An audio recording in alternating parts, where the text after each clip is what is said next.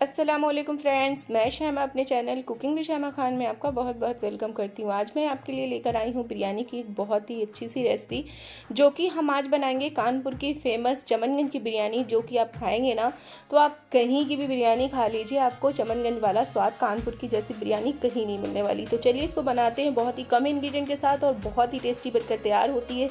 ये जितनी लाजवाब दिख रही है ना खाने में, उतनी ही लाजवाब होती है। तो यहाँ पर मैंने जो बिरयानी बनाने की क्वांटिटी ली है, यहाँ पर मैंने 2 kg राइस लिए हैं जो गोल्डन राइस होंगे, और यहाँ पर मैंने लिया गोश्त लिया है वो 1.5 kg लिया है, यानी ये 3.5 किलो की बिरयानी बन रही है। तो इसके लिए मैंने जो यहाँ पर प्याज ली है, यहाँ पर मैंने बड़े साइज़ की 4 प्याज ली थी, जिसे इस तरह से रफली चॉप कर लिया। और यहाँ पर मैंने फ्लेम ऑन करके कुकर रखा है, उसमें मैंने 400 ग्राम सरसों का तेल ऐड किया है। 400 ग्राम बिल्कुल परफेक्ट मेजरमेंट हो गया आपके, इसमें डालने के लिए ऑयल बिल्कुल परफेक्ट होगा। जैसे ही तेल हमारा अच्छी तरह से गर्म हो गया है, हमने ये अनियंस इसमें डाल देनी है। प्याज हमने इस तेल में ऐड कर दी है और इसे भी बहुत अच्छा कलर आने तक इसे फ्राई करना है। उससे पहले हमने यहाँ पर कुछ खड़े गरम मसाले भी इसमें ऐड करने हैं। वो गरम मसाले होंगे जैसे 4 से 5, या आप लौंग ले लीजिए, 6-7 हरी इलायची, 2-3 टुकड़े दालचीनी के और 2 तेज़ पत्ते, इतना डाल दीजिए। और इसमें डालने के बाद इसे हमें फ्राई कर लेना है।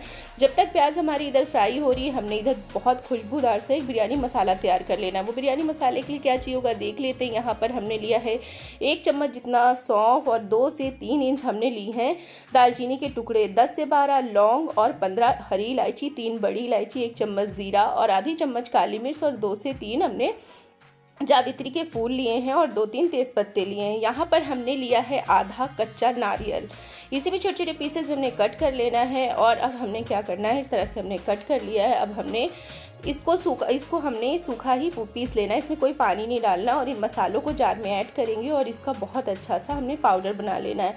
हमने बहुत बारीक भी नहीं करना है और ना ही बहुत ज़्यादा मोटा रखना है, इस तरह से दरदरा हमने इसे पीस लेना। ये बिरयानी मसाला हमारा बनके रेडी हो चुका है और इतनी बिरयानी के लिए बिल्कुल परफेक्ट मेजरमेंट है। आप इसी तरह से बनाएं, बहुत ही खुशबूदार मसाला होगा आपका ये। और अगर आप क्वांटिटी बढ़ाना चाहते हैं तो आप इसी तरह से, इसी मेजरमेंट से आप डबल कर लीजिए, या इससे कम बनाना चाहते हैं तो कम कर लीजिए। इसी तरह से हमने कोकोनट लिया है जो कच्चा नारियल, उसका भी हमने थोड़ा सा पानी डाल के और उसका हमने पेस्ट तैयार कर लिया है। इसे भी हमने पेस्ट, देखिए इस तरह से हमारा पेस्ट बन गया, इसे भी हमने एक साइड रख दिया। अब हमें यहाँ पर 2 से 3 टमाटर चाहिए होंगे। यहाँ हमने 3 बड़े टमाटर लेकर अच्छे रफली चॉप कर लिया है। हमें टमाटर का पेस्ट नहीं बनाना है, बस इसी तरह से हमें चॉप करके रख लेना है। ये सारी चीज़ें करने के बाद अब हमने यहाँ पर देखना है, हमारी प्याज भी लगभग गोल्डन फ्राई होने वाली है। तो यहाँ पर इस तरह का कलर आ गया है। अब हमें बहुत एहतियात के साथ अपनी प्याज को फ्राई करना है। हमें कलर बिल्कुल भी डार्क नहीं करना है अपनी प्याज का, नहीं तो टेस्ट, जो जला हुआ टेस्ट है ना, हमारी तेल में आ जाएगा और उससे हमारी बिरयानी का पूरा टेस्ट ख़राब हो जाएगा। और प्याज से ही हमारे खाने का जो टेस्ट है उसी पे डिपेंड करता है, चाहे वो कलर हो या उसकी खुशबू हो या टेस्ट हो, बहुत ज़्यादा इससे फ़र्क पड़ता है। तो हमारी प्याज जिस तरह से देखिए गोल्डन हो गई है, और जैसे ही गोल्डन हो गई है ना, तो हमने इसे निकाल लेना है। हमने इसे एक साइड निकाल कर, इस तरह से सारी प्याज हमने निकाल कर एक प्लेट में अलग साइड में रख दी है। अब इस फ्राई अनियंस का यूज़ कहाँ करना है इसे बाद में बताती हूँ। यहाँ पर ये तेल हमारा बचा हुआ है ना, इसको हमें अच्छी तरह से गर्म कर लेना है। और यहाँ पर हमने जो गोश्त लिया है, इसे बहुत अच्छी तरह से इसे वॉश कर लेना है। यहाँ पर मैंने बड़े का गोश्त लिया था जो 1.5 kg है, इस तरह से धोकर इसे इसका पानी स्टेन कर दिया था। और इसे अब हमने इसी तेल में ऐड कर देना है। और इसे इस तरह से देखिए तेल अच्छी तरह से गर्म होना चाहिए, और इसे हमने इसमें ऐड कर दिया है। सारे गोश्त को डालने के बाद अब हमने क्या करना है, इसे बहुत अच्छी तरह से मिक्स कर देना है। और इसमें हमें डाल देना है नमक। यहाँ पर मैंने नमक डाला है 6 टीस्पून जितना मैंने इसमें नमक डाला है। ये बिल्कुल परफेक्ट मेजरमेंट है, आपका गोश्त और बिरयानी के लिए बिल्कुल परफेक्ट होगा। खाली अब हम बॉयल करने में अलग नमक डालेंगे, बाकी ये पूरा परफेक्ट है। यहाँ पर हमने डाला है 4 टेबल स्पून जितना हमने डाला है लहसुन अदरक का पेस्ट। यहाँ पर मैंने जार का पानी भी धोकर इसी में डाल दिया था, इसलिए इसमें पानी भी हो गया है। अब इसको हमने क्या करना है, इसे मिक्स करके और ढक देना है।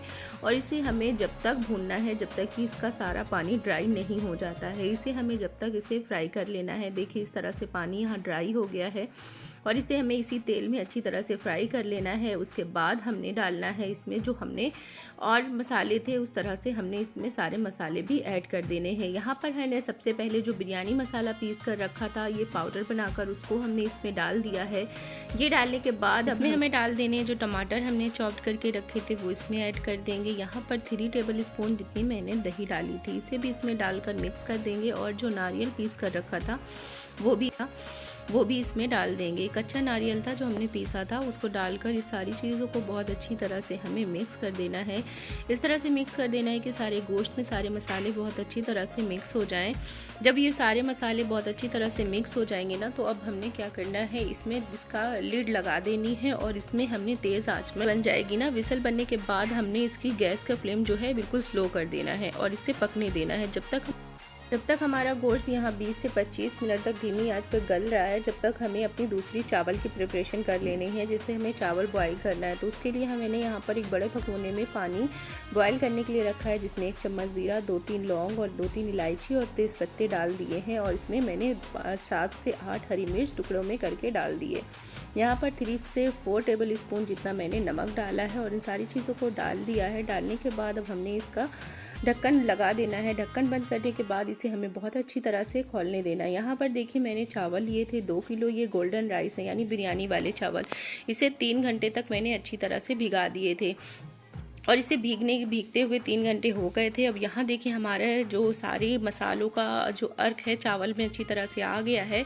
अब हमने अपने चावल इसमें ऐड कर देने हैं। जिस पानी में हमने भिगोया था उसे हमें डिस्कार्ड कर देना है और इसे पानी में इस चावल को हमें ऐड कर देना है। सारे चावल इसमें मैंने डाल दिए हैं। डालने के बाद बहुत अच्छी तरह से हमें इसे मिक्स कर देना है कि नीचे भी चावल थोड़ा सा जब तक बॉइलिंग स्टेज पे नहीं आ जाते ना, हमें चावल मिक्स करते रहना चाहिए। और इसे हमें मिक्स करने के बाद इसका ढक्कन बंद कर देना है और इसे हमें इतना कुक करना है कि ये 95% तक हमारे चावल देखिए इस तरह से कुक हो गए हैं। अब हमने इन्हें निकाल लिया है और निकालने के बाद ठंडा पानी हमने इसके ऊपर डाल दिया, जिससे कि इसका हमारा जो कुकिंग प्रोसेस होता है रुक जाता है और चावल खिले खिले से रहते हैं। चावल हमारे बहुत अच्छी तरह से ड्रेन होकर इधर रख लिया और दूसरी साइड हमारा गोश्त भी जब तक पककर देखिए इस तरह से देख लेते हैं, बिल्कुल पककर रेडी हो चुका है। ये देखिए अब इसे हमें चेक कर लेना है कि हमारा गोश्त गला है कि नहीं, क्योंकि बिरयानी का गोश्त बहुत अच्छी तरह से गलना ज़रूरी होता है। अगर बहुत अच्छा गला नहीं होता ना तो बिरयानी में फिर मज़ा नहीं आती। इस तरह से देखिए बहुत अच्छा हमारा गोश्त रेडी हो चुका है। अखनी थी उसमें हमने डाला है आधी कटोरी जितना नींबू का रस और उसके बाद 3 टेबल स्पून जितना मैंने डाला है केवड़ा वाटर। इनको डालने के बाद अखनी में बहुत अच्छी तरह से मिक्स कर देना, जिससे कि सारे बिरयानी में बहुत अच्छी सी खुशबू आती है। ये डालने के बाद अब जो ऑयल दिख रहा है ना हमारा ऊपर, इसको भी हमें एक अलग बर्तन में निकाल लेना है। सारा तेल निकाल लिया है इसमें से और सारा तेल निकालने के बाद बस इस तरह से हमें बचाना है कि बस इतना तेल हमारा गोश्त में रहना चाहिए। उसके बाद देखिए इस तरह से मैंने तेल रख लिया है और इसमें जो जो यूज़ करने वाली चीज़ें हमें एक साथ रख लेनी, जैसे ये तेल और यहाँ पर हमारा प्याज का बरिस्ता बनकर जो रेडी किया था वो रख लिया। यहाँ पर ये मिर्च को बहुत छोटे छोटे टुकड़ों में हमें कट कर लेना है, ये मैंने रख लिया। अब इसकी हमें परतें लगा लेनी है। परतें लगाने के लिए यहाँ पर मैंने भगोने में एक लेयर डाल दी है चावल की। उसके बाद हमने इसमें गोश्त ऐड कर देना है। जो ये अखनी थी हमें इसे ऐड कर देना है, बराबर से इसमें हमने इसे डाल देना है। तो हमने अखनी इसके ऊपर डाल दी है और डालने के बाद अब जो बरिस्ता बनाकर रखा था उसको डाल देंगे। उसको डालकर पूरी तरह से फैला देंगे और उसमें जो हमने कि छोटी छोटी करके हरी मिर्च काटी थी उसको भी एक इसमें डाल देंगे। इसको डालने के बाद इसी तरह से हमने इसकी सेकंड लेयर भी लगानी है, या आप जितनी लेयर लगाना चाहते हैं, आपकी ज़्यादा बिरयानी है उसके अकॉर्डिंग भी आप इस तरह से लगाते जाएं। चावल डालें और उसके बाद से फिर से हमें अखनी डालनी है। अखनी डालेंगे और एक परत अखनी डालने के बाद फिर से वही हमें प्रोसेस दोहराना है कि हमने गोश्त डाला और उसके बाद इसमें हमने प्याज डालना है और उसके बाद फिर से हरी मिर्च डालना है। इस तरह से हमने डालते हुए ये सारा प्रोसेस अपना कंप्लीट कर लेना है। ये डालने के बाद अब हमने जो तेल निकाल कर रखा था ऊपर से अच्छी तरह से चारों तरफ फैलाते हुए इसमें डाल देना है। जब हमने ये तेल डाल दिया उसके बाद अब हमने क्या करना है, ढक्कन लगा देना है और इसे हमें हाई फ्लेम पर इसे 5 से 7 मिनट तक पकने देना है। जब 5 से 7 मिनट हो जाएगा और इसमें से आवाज़ आने लगती है ना नीचे से चट चट से की जैसे तेज़ आवाज़ आने लगेगी ना, तो हमने क्या करना है, फ्लेम स्लो कर देना है। ऊपर से हमने इसमें थोड़ा सा कलर डाल दिया और इसमें हमने डाला है केवड़ा वाटर। अब हमारी बिरयानी बिल्कुल लास्ट पे है। अब हमें इसे 5 मिनट के लिए और दम देना है और हमारी बहुत ही बेहतरीन सी खुशबूदार हमारी बिरयानी बनकर बिल्कुल रेडी हो। हमारी कानपुर फेमस चमनगंज बिरयानी बनकर बिल्कुल रेडी हो चुकी है। अब इसे जैसे ही इसकी स्टीम ख़त्म हो जाएगी ना, तो हमें इसे बिल्कुल हल्के हाथों से इसकी परतों को खोलना है।